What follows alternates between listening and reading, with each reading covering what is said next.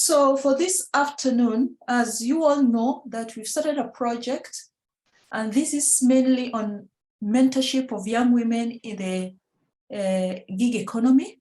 And I think today we are going to try and let us all understand what that is about. Today we have panelists that will be our speakers, will be telling us more about the gig economy.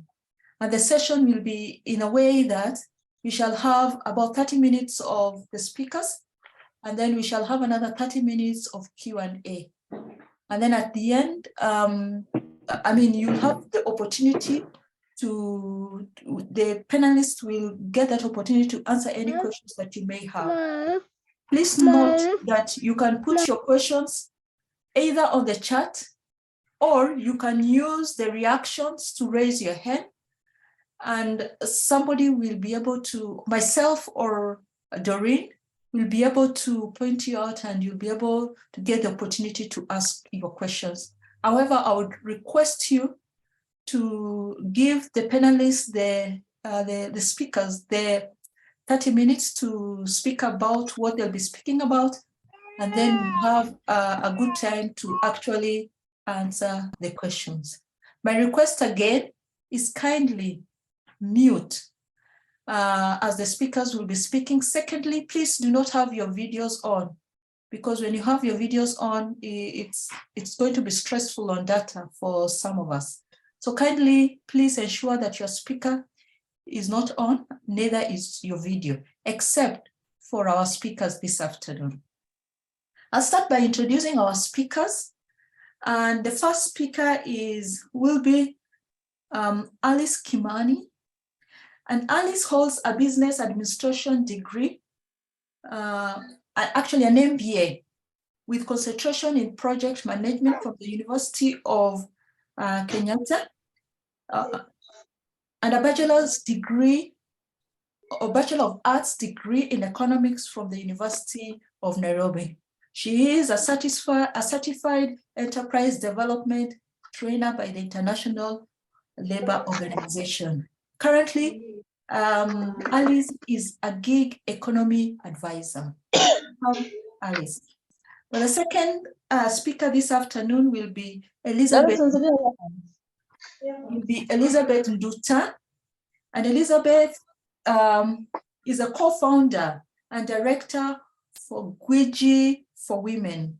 Gwiji actually is an app that connects women with domestic work. Elizabeth is also a gig worker. She is an architect graduate from the University of Nairobi. And our last speaker today will be Eric Odhiambo Langi. Eric is a graduate from the University of Nairobi with microbiology. He's also an experienced researcher and data analyst. But in this project, he is the project officer. So thank you very much, our speakers this afternoon. And to not waste more time, I want to take this opportunity to welcome Alice Kimani. Welcome, Alice. Thank you, Beth. I'm honored to be in this session, and honored to meet these wonderful women to talk about gig economy. As Beth mentioned, my name is Alice Kimani. I'm working with the GIZ in the gig economy project as a gig economy advisor, and we are here to sensitize and give you more information about the gig economy and the opportunities that are there for you to take advantage of. So you will allow me to share my screen.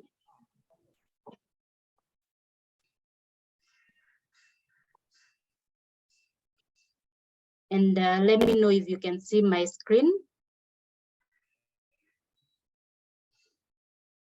Yes, we can see it. Today we want to understand the gig economy, what gig economy means, because we realized when we reached out to you to apply for this particular project, there was several misunderstandings, and we thought it's good for us to have the education forum for us to allow us to get a better understanding about the gig economy.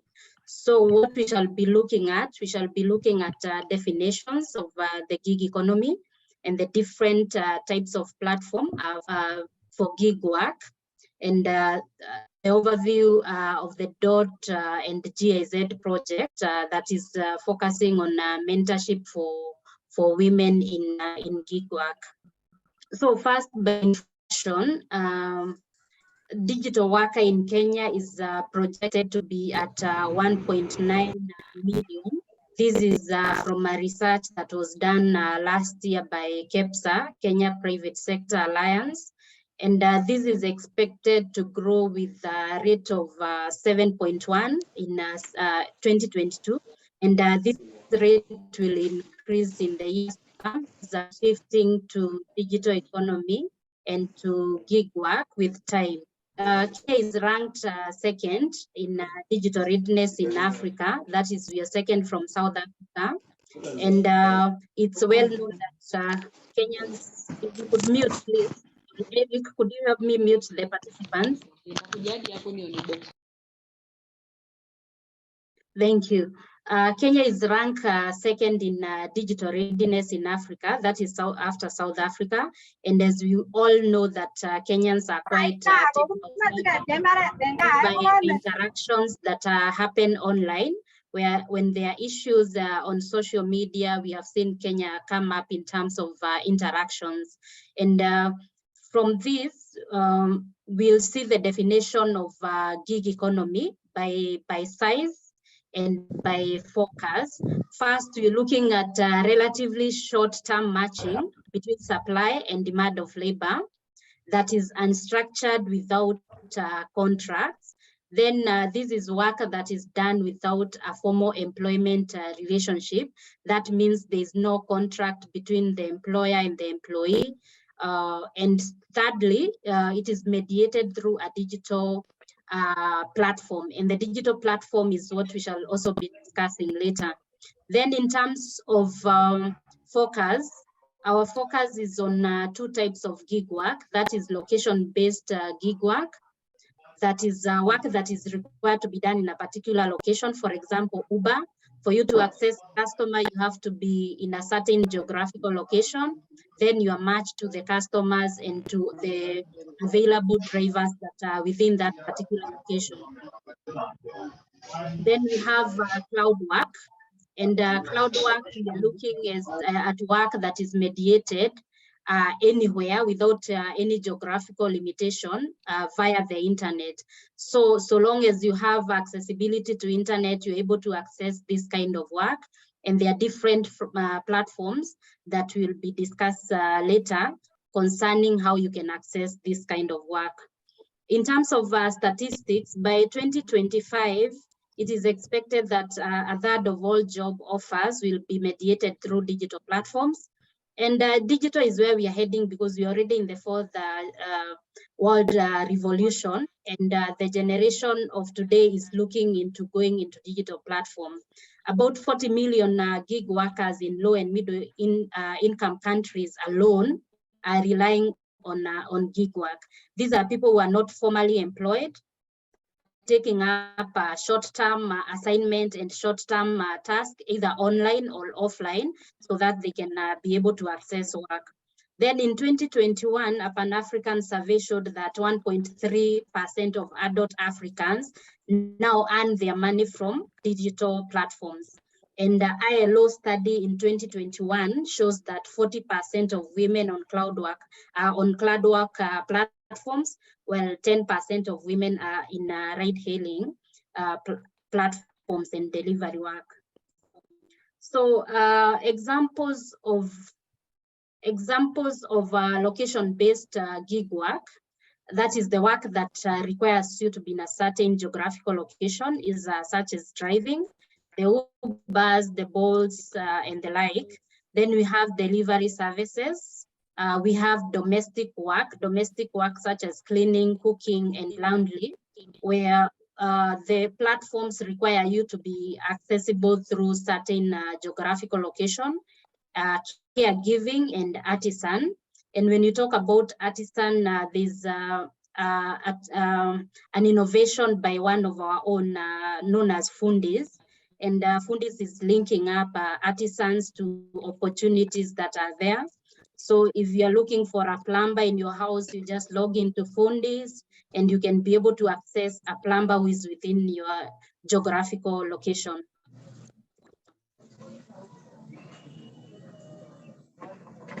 Then we have cloud work that is mediated through the internet, and this doesn't require you to have any geographical location need. You can do, for example, you can do a task based or an assignment for someone who is in the US. Can be given a task for someone who is in the UK. You can actually work from anywhere, from any geographical location. And such examples are virtual assistant for you to do this kind of work.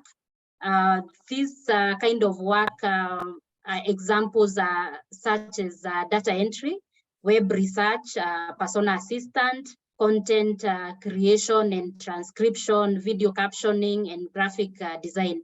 These all kind of work, they are available online, and soon I'll share the platforms where you can access this particular kind of work.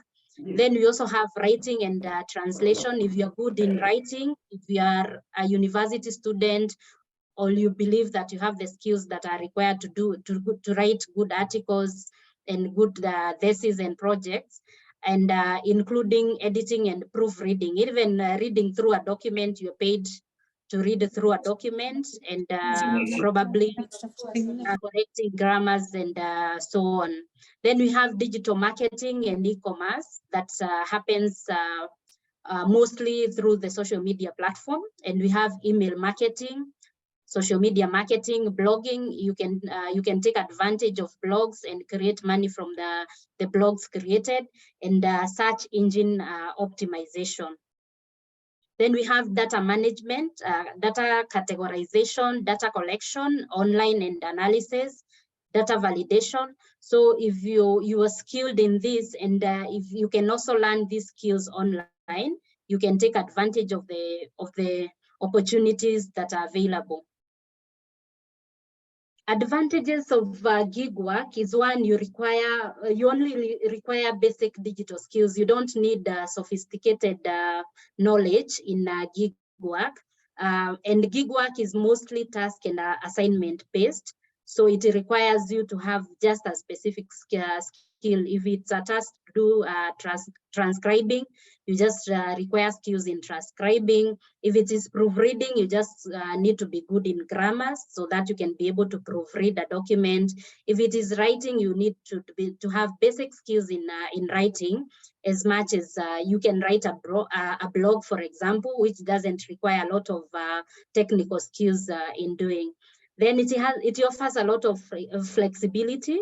You can work from home, you can work from anywhere, you have accessibility from wherever you are, and you have the flexibility of working from any location as well.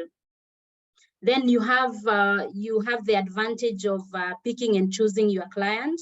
So because the work is offered online, you can choose the kind of work that you want to work on. So at this point, you'll choose the kind of clients that you want to deal with. And with time, you're also going to build a database of your own clients, and you're going also to categorize the clients and know which are the good clients that you can continue working. Then there's a high demand because this is a global platform and work is offered globally. There's a high demand, and this calls for quality of work, and there's competitive advantage. You can take advantage of the skills that you have, and also the high demand of work that is being offered online. We have minimal to no startup cost. Why I say it's no startup cost is because you can do this kind of work even using your phone. You don't even need a laptop sometimes, because the task could just be a very specific task that doesn't even require you to buy a laptop.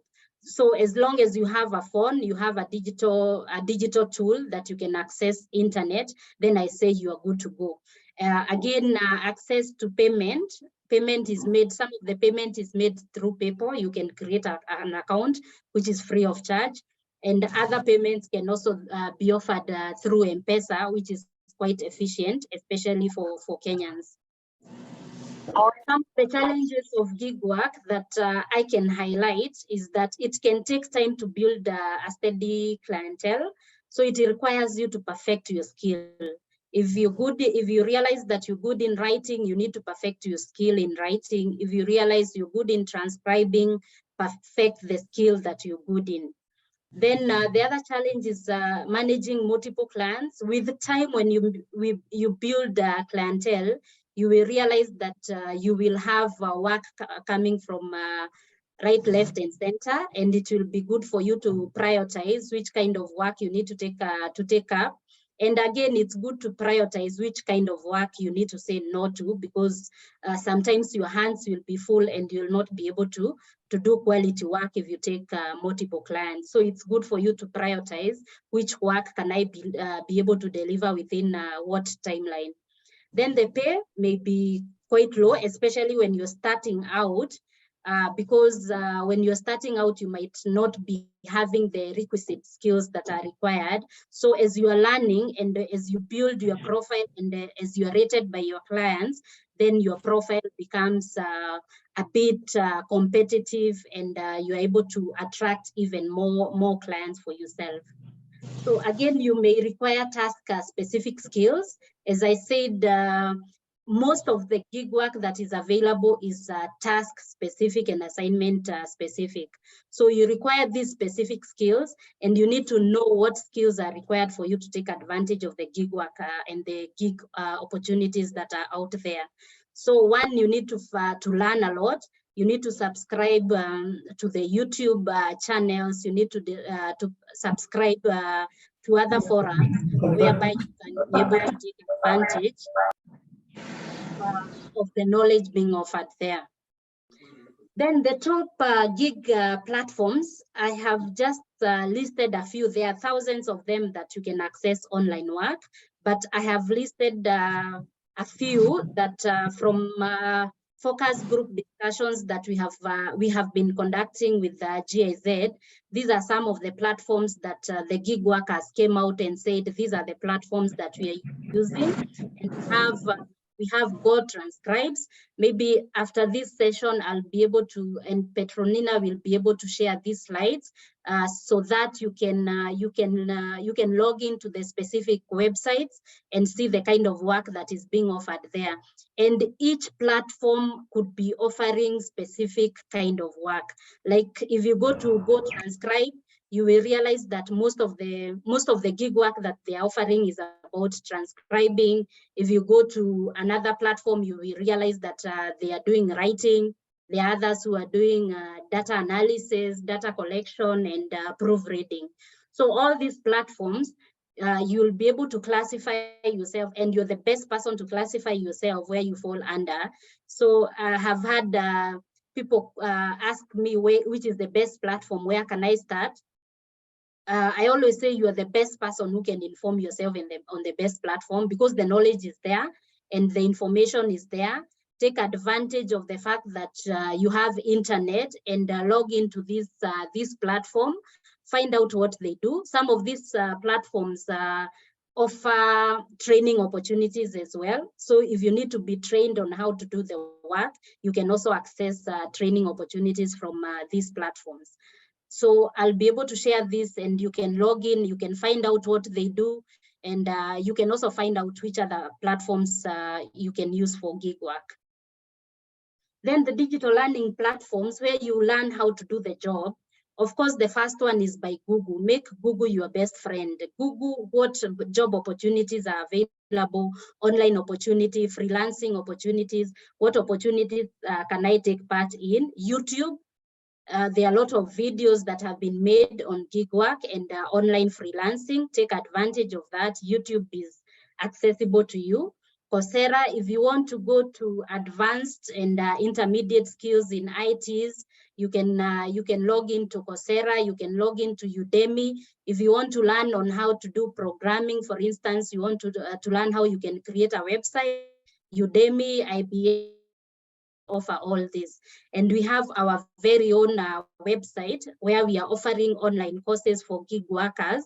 That is the Atingi platform and the SADA. SADA is Smart Africa Digital Alliance. And through these two platforms, we are actually offering these courses for free. We have courses for startups, especially for those learning what is gig work, where do I get started and how do I get started. Just log into Atingi so that you can access these courses. If you want to learn issues to do with data protection and data analysis, log into Atingi. There are several courses that you can learn all about this. But of course, I'm here to market the courses that we're offering in the gig economy project, and the courses are specifically for gig workers. So when you log in, you will learn who is a gig workers, how do I start out to be a gig worker, what are the platforms that I can use, what are the skills that are required, and so forth. So there's one quote from Mark Zuckerberg about technology, and he said that technology is an incredible tool that we just don't know how to use to its fullest. Just imagine yourself with your phone and your internet, how much knowledge is out there that you can take advantage of. Just by the fact that you have internet, you can access any knowledge you want. Actually, you can even have a PhD if you want through your phone and the internet. You can learn skills without even paying a single cent. Take advantage that we are already in the technological era, and take advantage that at least you can afford the internet. Internet is not very expensive in Kenya. Take advantage that you are a youth at this particular time, because when you become old, I don't think you will be able to take advantage of the opportunities that are there in gig work. And that is the end of my presentation. I welcome questions.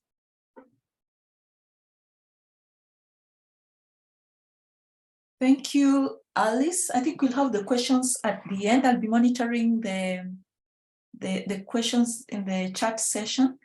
Yeah, that's fine. Thank you. So we'll go to the next speaker this afternoon. Please put your questions in the chat box.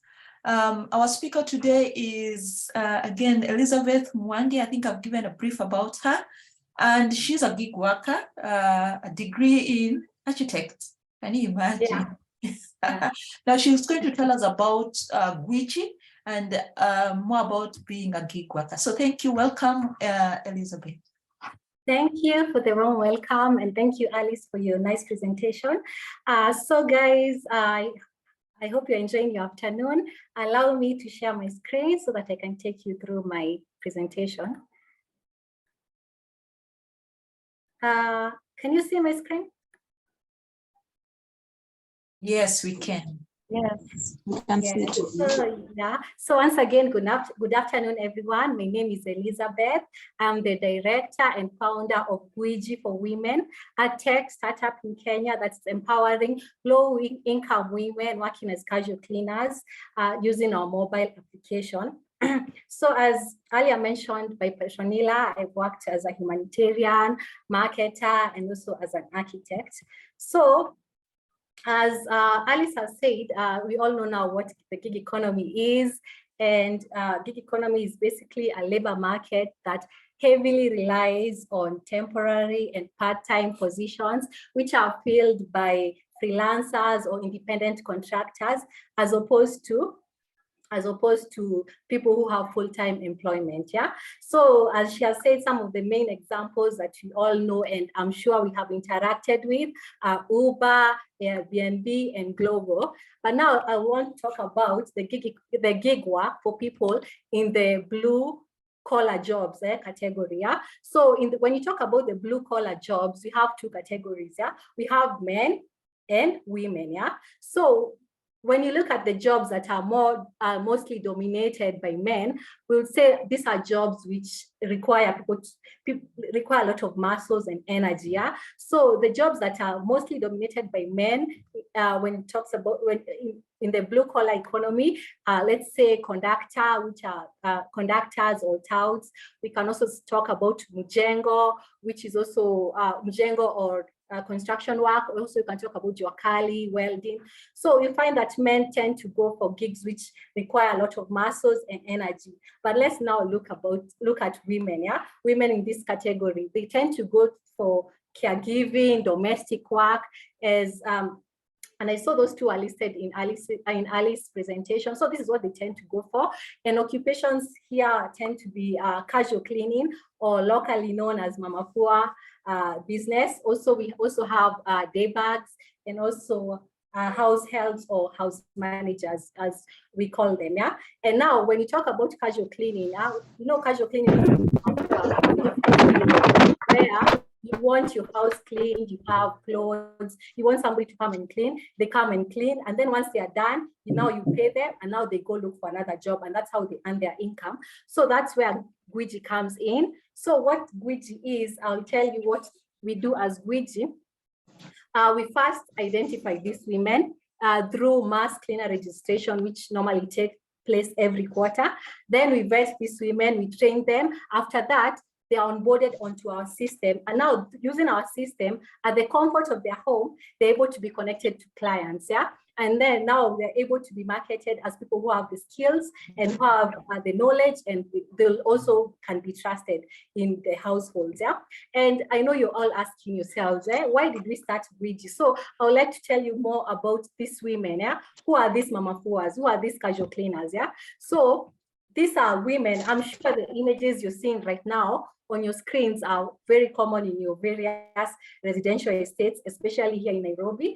These women are now the ones who we are calling the mamafuas.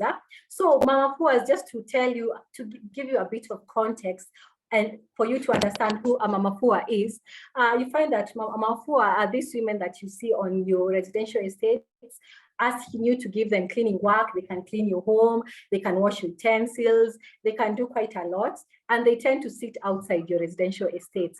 Some of them come as early as 8 a.m. And leave as late as 6:30 p.m. Yeah, and why they do this is because most of them tend to be the breadwinners in their families. Yeah, these women, they don't have formal education first of all, so of course they cannot compete in the formal job market or even do some of those gigs that we see, like let's say transcribing. They are not able to do that because they don't have the formal education. Yeah, but now this is what they are good at. This is what they know. They know how to wash clothes, and now this is how they earn their living, and they provide for their kids. Yeah, because now they are the breadwinners. It means that whatever income they get out of here is what they use to feed their children, to educate their children, to provide shelter. And it means if they don't get a job that day, their kids might sleep hungry, might not go to school. And you know, the cycle of poverty will go on if this is not ended at the moment, and these people are not facilitated to get jobs. Yeah, so these are the mamafuas, and the worst thing that happens is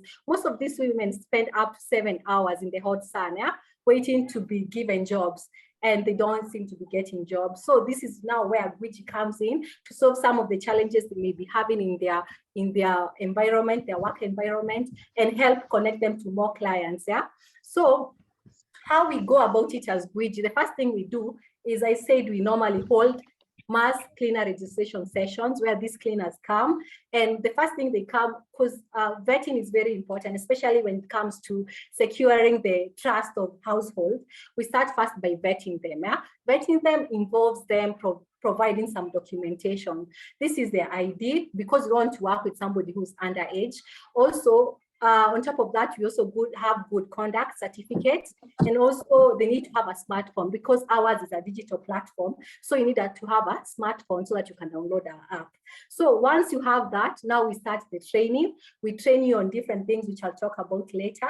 Before now, we can onboard you. And after we onboard you, that's the only time you can now be able to access cleaning jobs and pick at your convenience. So once you're onboarded, instead of going and waiting outside in the hot sun and not knowing where your services are needed, you're just waiting, hoping that you went to the right place where you'll get the services. You're able to go directly. You're able to be connected to people who want your services. And you go, you perform the task, and then you come. If you want more, you can go back to the platform and pick at your convenience. So that's what we do. And one thing we've noticed for us, us in the gig economy, one thing that we noticed was a hindrance for these women was when it came to professionalism. And it's something also we are trying to solve, because yes, when you have an app can solve all the issues. There are some other issues we identify that you also solve before now we onboard these women, so that now these women cannot make the same mistake, and now we can attract more gig work, we can attract more clients, and ensure that these women have steady orders coming in. Yeah, so professionalism was what was hindering people from household from hiring these gig workers, the casual cleaners.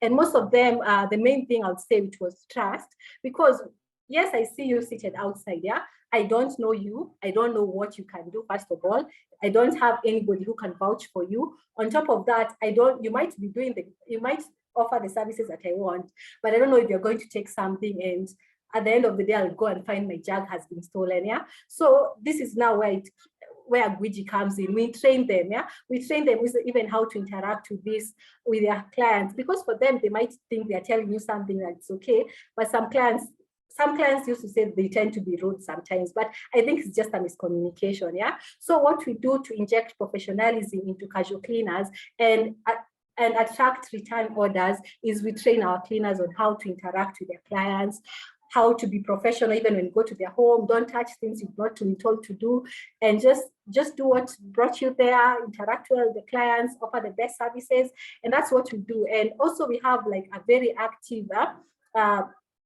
we have a segment for feedback where both cleaners and clients, they also tell us about their experience, and we see how to improve. So professionalism for me in the gig economy, I've seen is very, very important, especially if you want to have repeat orders, yeah, and ensure that the people who work for you have steady work. Yeah. So now looking at the gig economy in Kenya, yeah, you've seen all what is happening in Kenya. Yeah, every year it's estimated that over 1 million young people join the labor force. But you know what is happening? The jobs are on decline. These permanent positions are on the decline. And some people might say it's because there is technological advancement, machines are taking over. Yes, that's the reason. But now this is where the gig economy comes in, because I believe that the gig economy is going to solve the unemployment issue in Kenya. Yeah, and how we are doing this is because you find there are two things, very interesting things that have happened in Kenya that also Alice had mentioned. That first of all, we have smartphones. Yeah, smartphones have become very, very affordable, in that even the women that you find in the slums, you don't be having smartphones, but they all seem to be having most of them, not all of them, most of them have smartphones.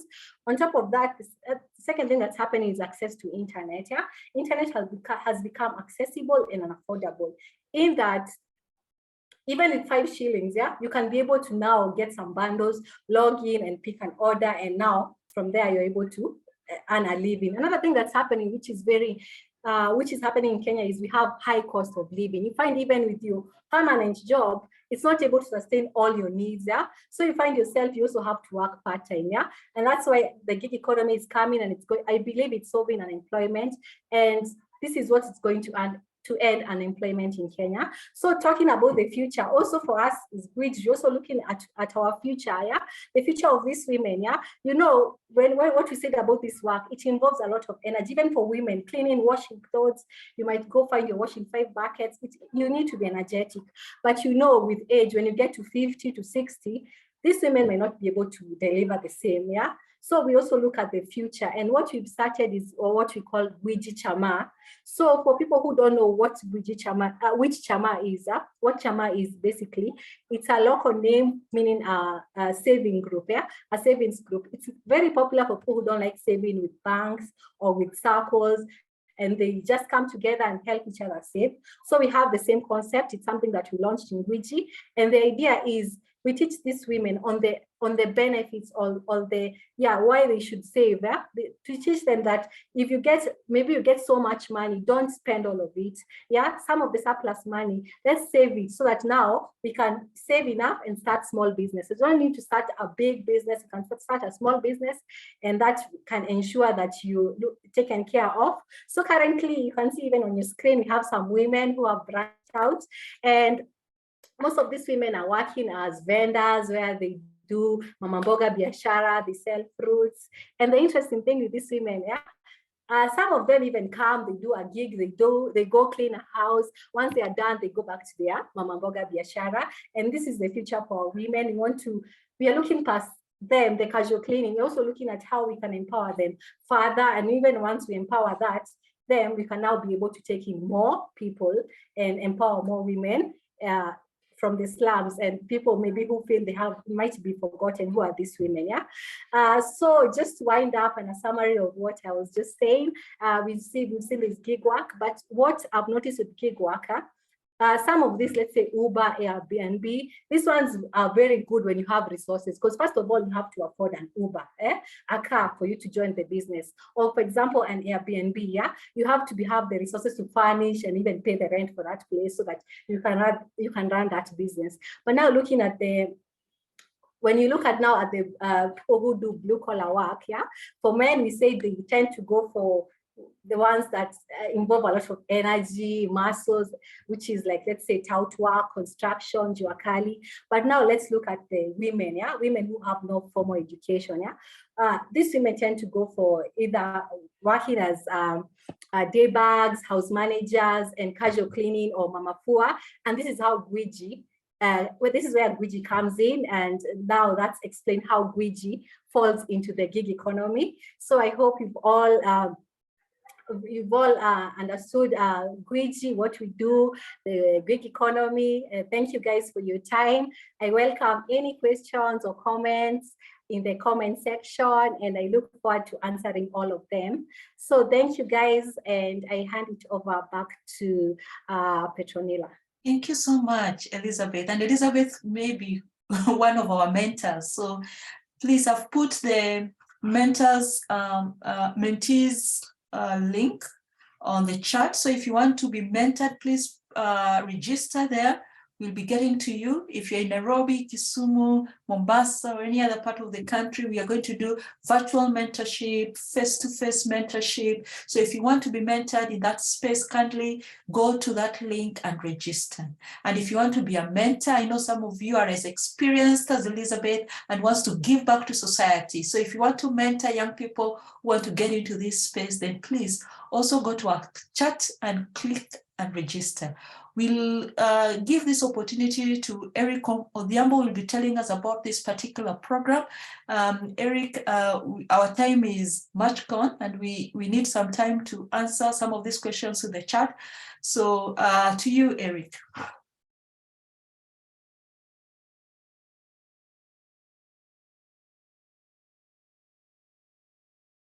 Eric, you're on mute, we can't hear you. Can you hear me now? Yes. Okay, just confirm that you can see my screen. Yes, we can see your screen. Yeah, so thank you very much, guys, for holding up to now. We've heard from Alice, we also heard from Elizabeth, and one of the things that they actually mentioned are some of the challenges that people face in the gig work economy. Alice was mentioning especially low pay when you're starting, and Elizabeth has mentioned about a lack of professionalism. So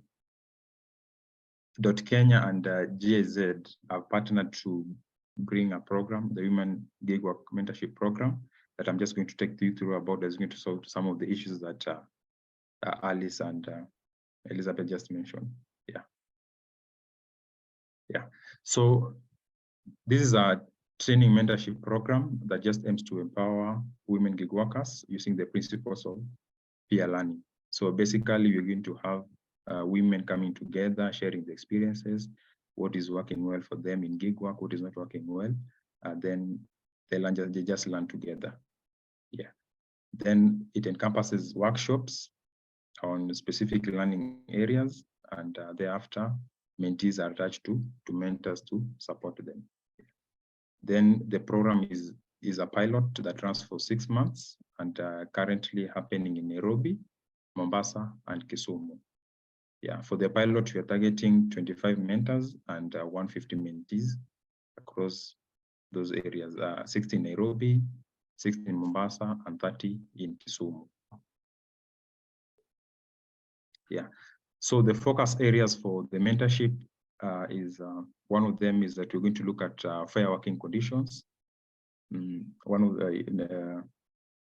the aims of this program is to advance the principles of fair work. So we're just going to learn and mentor ourselves through the fair working conditions. We're going to look at issues of leadership and business skills, time management, and having a balance between work and life, issues of mental health, workplace safety, platform know-hows, and lastly, self-confidence. Yeah.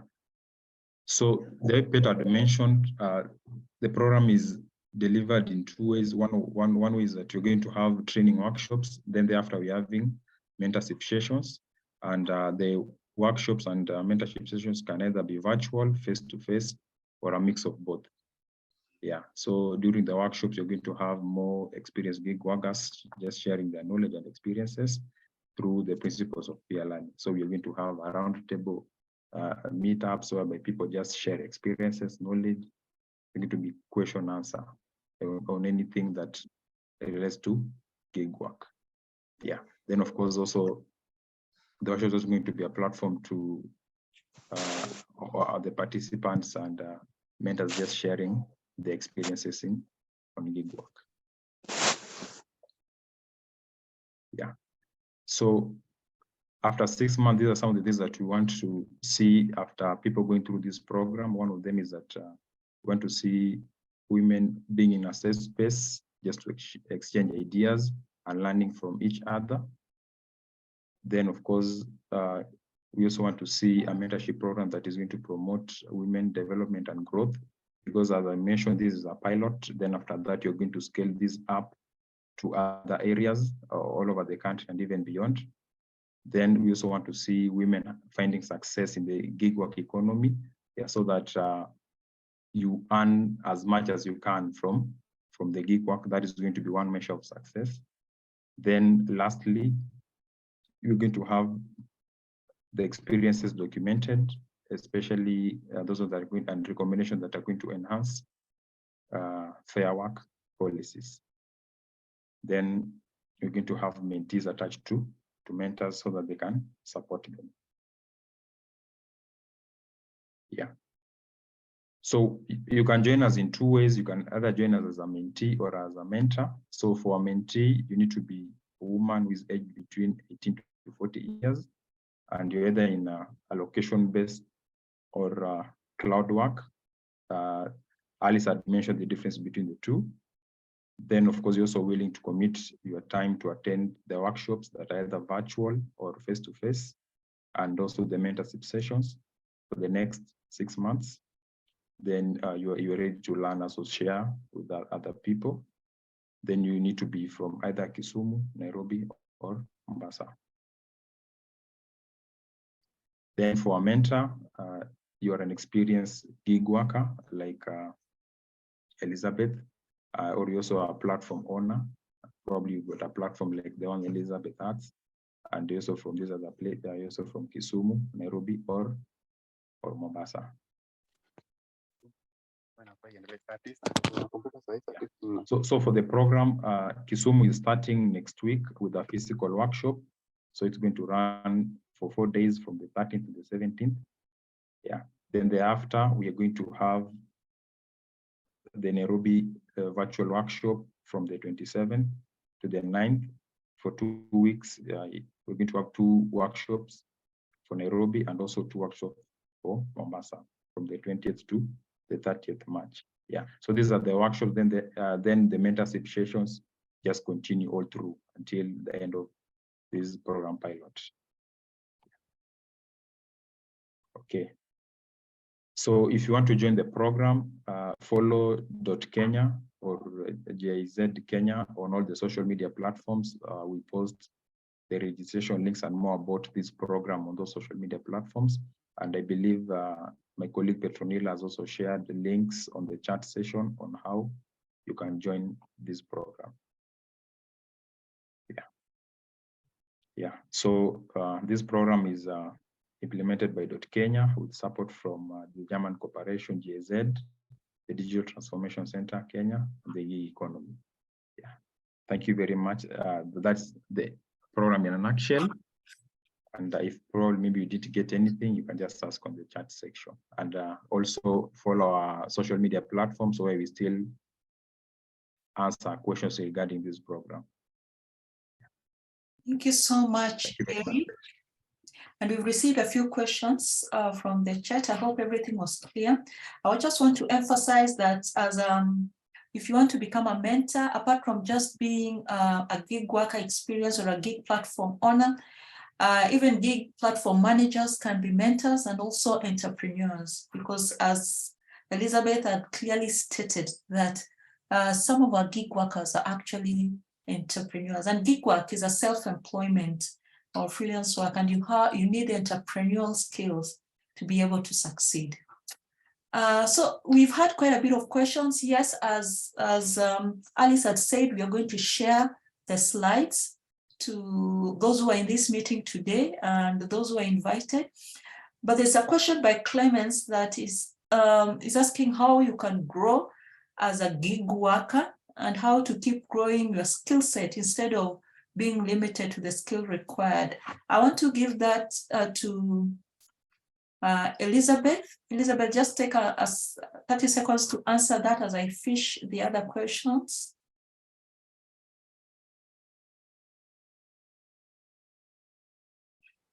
Elizabeth, to you. Okay, so how you can grow, the question is how you can grow as a gig worker. Yeah. So how you can grow as a gig worker, I said professionalism is very, very important, yeah?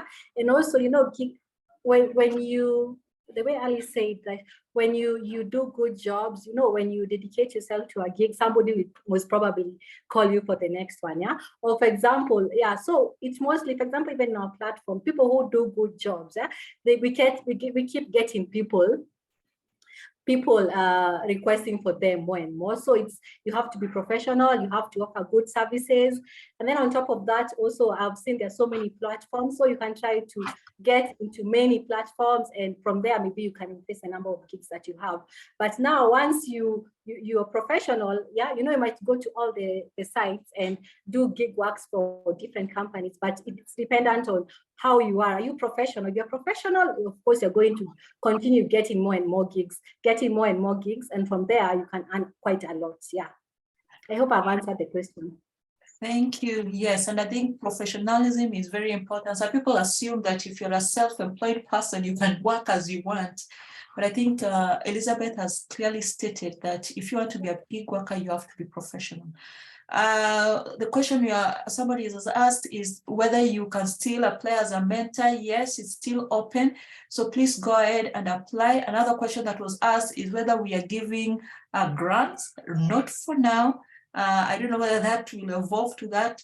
It will depend on how this program goes, but I would say for now, no, we are not offering any grants. Another question that has been asked is, do we have physical mentors that you can visit their work and see what they are doing?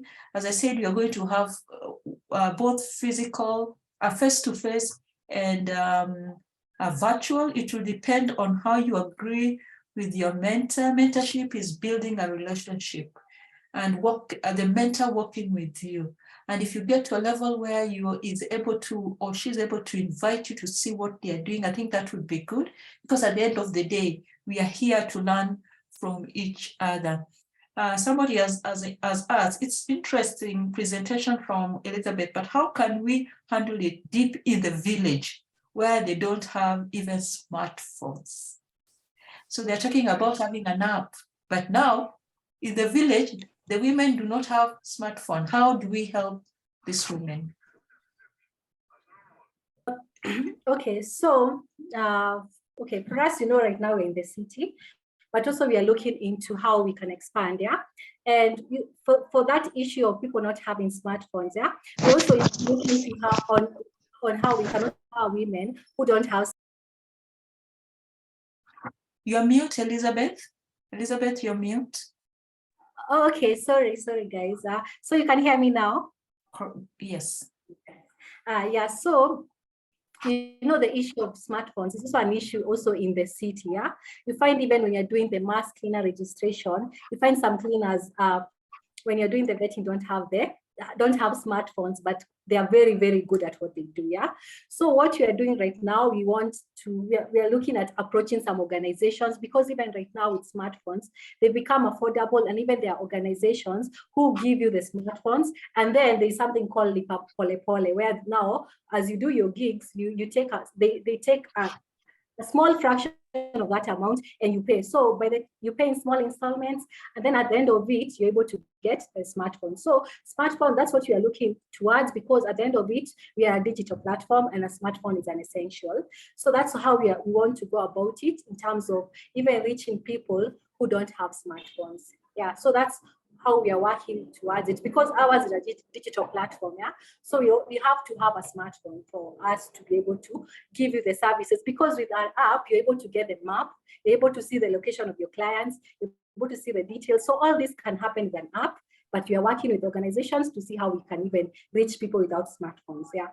Thank you so much, Elizabeth. And yes, I think also gig work, it's about being able to avail yourself. I think Elizabeth gave an example of women sitting at the gates and looking for work. I think, and for sure, having a digital tools becomes very crucial. Without a digital tool, you are left out for many opportunities. I don't know whether Alice Kimani, you're still here, but there's a question that I think you'll be the best to answer. And this question is, which gig work is favorable for persons with disability? I'm here. I think it depends with the kind of disability the person could be having. If someone is having, let's say, hearing disability, they could take advantage of writing. If someone is, if it's someone who is comfortable doing transcribing, they can hear very well, then they can take advantage of transcribing opportunity. So this one is specifically addressing the kind of impairment or disability one might be having. But the good thing about gig economy and gig work, it doesn't discriminate against anybody. So whether you are someone with disability, you can still take advantages. In fact, it's a good opportunity for you to work on a gig work, because it doesn't require you to travel. Someone doesn't even have to see you and know that you have a disability. They might even end up working with you forever, not knowing that you had a disability, yet you had a disability, but your work was quality work, and it was work that stood out. Thank you so much. Very powerful statement from Alice. I think that's why we need to take advantage of digital platforms and also gig work. There's a question here that from Mwana Hamisi asking, will people from Lamu get a chance to be mentors and mentees? I think, yes, we'll be having mentorship, virtual mentorship. And I think that anybody can take advantage of it, because this one you're going to be meeting online. And therefore, if you are somebody from Lamu and wanted to participate, kindly, please apply. We are going to be looking at the applications soon as we close the applications. And yeah, we need about 60 people, actually about 120 mentees for the virtual engagement. So please keep on applying. For those in Kisumu, you'll have the opportunity to have mentors who can meet with you face to face. So if you're in Kisumu, take this advantage so that you are able to, you don't lose this opportunity that has been given to you. Lucy Acheng is asking, if we won't be able to be shortlisted as mentors, will we be considered then after the pilot? Alice, can you answer that question? I want to throw it to you. Okay, thank you. If we are successful in this project, as we mentioned, we are piloting, but if the project is successful and we feel the need to scale up the project, we will increase the numbers. And of course, if we increase the numbers, we'll be reaching out to more mentors and more mentees for the program. Thank you so much, Alice. I hope that question is answered. When will the mentors be assigned? As we said, we will start next week in Kisumu, and then in about 2 weeks we'll be in Nairobi and then Mombasa. So the way Eric had mentioned, the mentors are going to be assigned in that way. So let me check if there are more questions here. I know that some of you wanted to join Zoom. Zoom, unfortunately, only allows 100, but we are going to post all this engagement on our social media pages so that you are able to view at your own leisure. So for those who have not been able to be in this space this afternoon, no worries, we shall be able to post so that you can keep up with the conversation that was here today. I don't know whether I've missed any question. Eric, you can check if I've missed any questions so far. I know we are at the top of the hour and we do not want to go beyond this time. I'm sure that the time that we've had, most of your questions have been answered.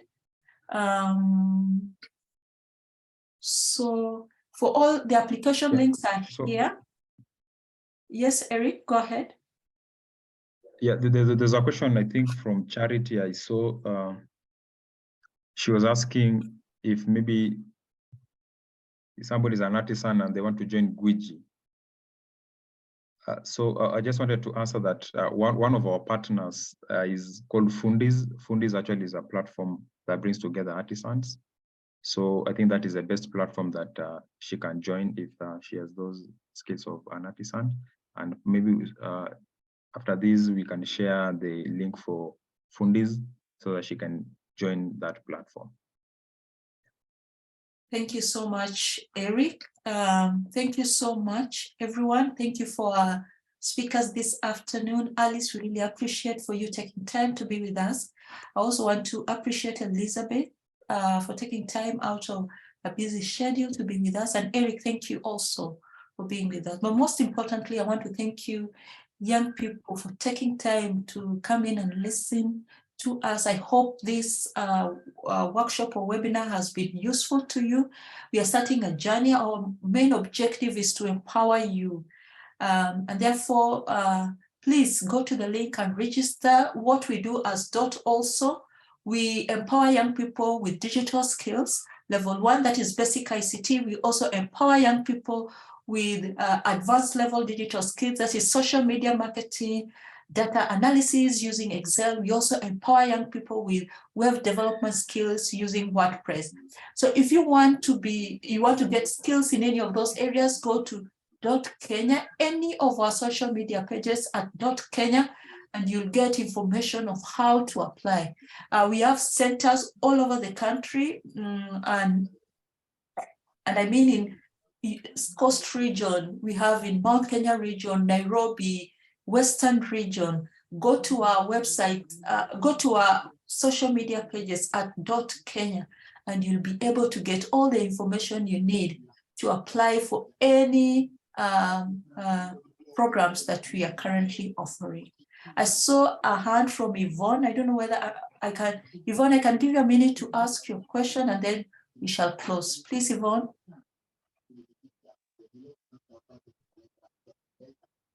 I just wanted to find out if you're over 40 years, is there a chance of still being a mentor?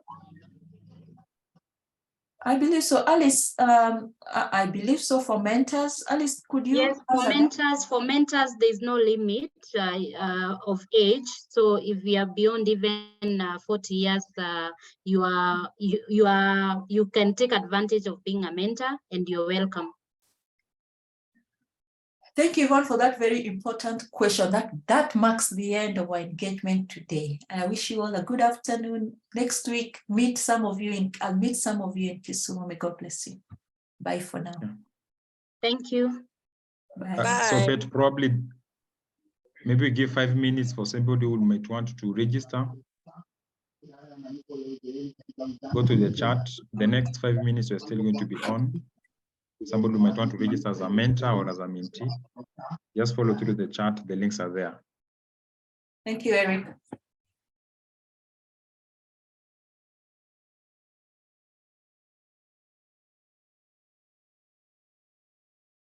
Umepeana 5 minutes za kuregister.